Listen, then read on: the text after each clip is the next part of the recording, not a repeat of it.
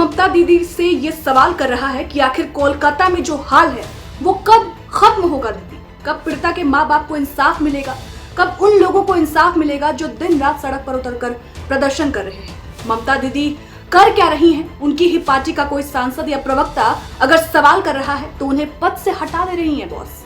उनके घर नोटिस भेज रही हैं। पीएम मोदी को तानाशाह कहती हैं ममता दीदी। फिर ममता दीदी क्या कर रही हैं? क्यों आरजीकर मेडिकल कॉलेज के पूर्व प्रिंसिपल को बचाने में लगी हैं? आखिर क्यों कोलकाता के कमिश्नर विनीत गोयल को बचा रही हैं? आखिर ये दोनों शख्स पीड़िता से बड़ा हो गया क्या जिसे ममता सरकार बार बार बचा रही है? इस वीडियो में हम इसी पर बात करेंगे। नमस्कार, मेरा नाम श्रुति झा है और अपना उत्तर प्रदेश न्यूज पर आपका स्वागत है। ये दो बड़े चेहरे देखिए आप, हाई प्रोफाइल चेहरे, हाई प्रोफाइल किरदार।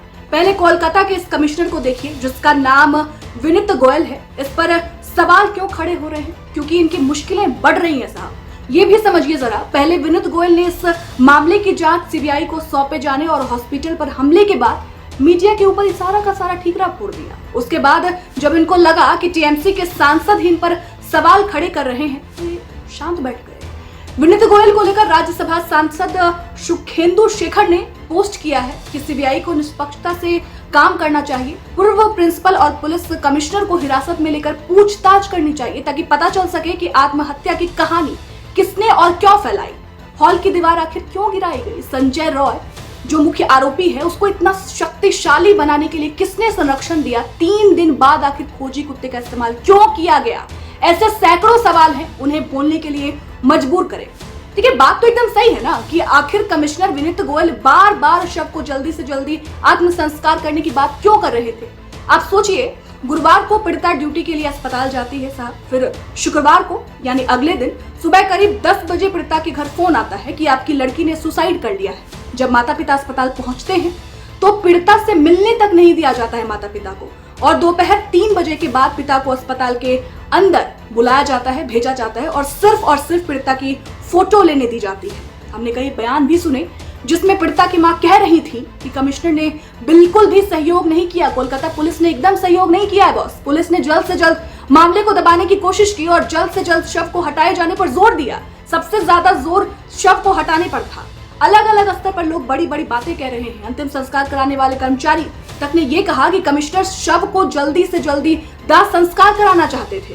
पहले से 2 शव पहले से थे उनके पास, लेकिन कमिश्नर 1 घंटे पहले ही अंतिम संस्कार कराने वाले कर्मचारी के पास आ गए थे और कह रहे थे कि जल्दी से जल्दी पहले इनके शव यानी पीड़िता का शव का अंतिम संस्कार हो। सवाल ये भी है कि आखिर पुलिस को इतनी जल्दी क्यों थी? अरे साहब, एक बार माता पिता को पीड़िता का चेहरा तो देख लेने देते। इतनी जल्दबाजी आखिर क्यों थी? और जब ये सब हो रहा था तो ममता सरकार कहाँ थी? दीदी का ध्यान कहाँ था? ये बड़ा सवाल है। कमिश्नर विनीत गोयल की बात करें तो कोलकाता पुलिस कमिश्नर विनीत कुमार गोयल पश्चिम बंगाल के साल 1994 बैच के आईपीएस अधिकारी हैं। ममता बनर्जी के बेहद खास माने जाते हैं, जी बेहद करीबी माने जाते हैं। इसी साल जून में विनीत गोयल पर केंद्रीय गृह मंत्रालय ने अनुशासनात्मक कार्रवाई शुरू की। पुलिस कमिश्नर विनीत गोयल पर राजभवन की छवि खराब करने का आरोप है और साथ साथ अब जो रेप मर्डर कांड है उसके बाद जो है कोलकाता कमिश्नर पर लापरवाही तक के आरोप लग रहे हैं। इन सब के बाद भी ममता दीदी ने चुप्पी साध रखी है और बैठकर ये सब तमाशा देख रही हैं। अरे दीदी, बंगाल में आपकी ही सरकार है, फिर भी आप प्रदर्शन करने निकल जाती हैं हाथ में स्लोगन का तख्ता लेकर। किसके खिलाफ ममता दीदी प्रदर्शन करती हैं? इसका जवाब तो उन्हीं को पता होगा। खैर, अब बात उस प्रिंसिपल की जिसे ममता दीदी इस कदर बचा रही हैं कि आप पूछिए मत। पहले प्रिंसिपल साहब को सामने आना चाहिए था, बात करनी चाहिए थी, लेकिन प्रिंसिपल साहब ने इस्तीफा देना मुनासिब समझा। बात इस्तीफे तक नहीं रही साहब, उसके बाद तो उनको दूसरे मेडिकल कॉलेज का प्रिंसिपल तक बना दिया जाता है। जी, आरोपी के अलावा एक और नाम जो सबसे ज्यादा चर्चा में है वो है आरजीकर मेडिकल कॉलेज के पूर्व प्रिंसिपल डॉक्टर संदीप घोष का। संदीप घोष ने घटना के 3 दिन बाद अपने पद से जो है इस्तीफा दे दिया था, लेकिन आरोप है कि उन्होंने इस पूरे मामले में लीपापोती की और हत्या के मामले को आत्महत्या का रूप देने का पूरा कोशिश उन्होंने किया। अब सीबीआई उनसे लगातार पूछताछ कर रही है। सबसे आश्चर्य वाली बात यह है कि 1994 में संदीप घोष ने आरजीकर कॉलेज से अपनी मेडिकल की पढ़ाई पूरी की और देखते ही देखते साल 2021 में संदीप घोष को आरजीकर मेडिकल कॉलेज का प्रिंसिपल नियुक्त कर दिया जाता है। ये वही जगह थी जहां कभी संदीप घोष पढ़ा करते थे और इसी कॉलेज में प्रिंसिपल भी बन गए। वाह, क्या बात है। ऐसा नहीं कि संदीप घोष का नाम पहली बार विवादों में रहा है, इससे पहले भी कई बार ऐसा हो चुका है। इससे पहले भी वो कई बार जो है विवादों में घिर चुके हैं। इसके पहले आरजीकर मेडिकल कॉलेज के प्रिंसिपल डॉक्टर संदीप घोष को उनके पद से 2 बार हटाया जा चुका है जी, लेकिन उसके बाद उन्हें वापस वही तैनाती दे दी गई उसी कॉलेज में। संदीप घोष का प्रभाव का अंदाजा आप इसी बात से लगा सकते हैं कि एक बार उन्हें हटाने के लिए एक सरकारी आदेश को महज 48 घंटे के भीतर रद्द कर दिया गया था। बताया जाता है कि भ्रष्टाचार के मामले में जून 2023 में संदीप घोष का तबादला मुर्शिदाबाद मेडिकल कॉलेज में कर दिया गया था, लेकिन 1 महीने के अंदर ही उन्हें दोबारा आरजीकर मेडिकल कॉलेज का प्रिंसिपल बना दिया गया। इसी तरह अगर सितंबर की बात करें 2023 की, तो रैगिंग संबंधित घटना के बाद उनका दूसरी जगह ट्रांसफर कर दिया गया था, लेकिन दोबारा फिर उन्हें आरजीकर मेडिकल कॉलेज में तैनात कर दिया जाता है। ऐसा ममता बनर्जी की मेहरबानी के बिना कैसे हो सकता है? संभव ही नहीं है बॉस।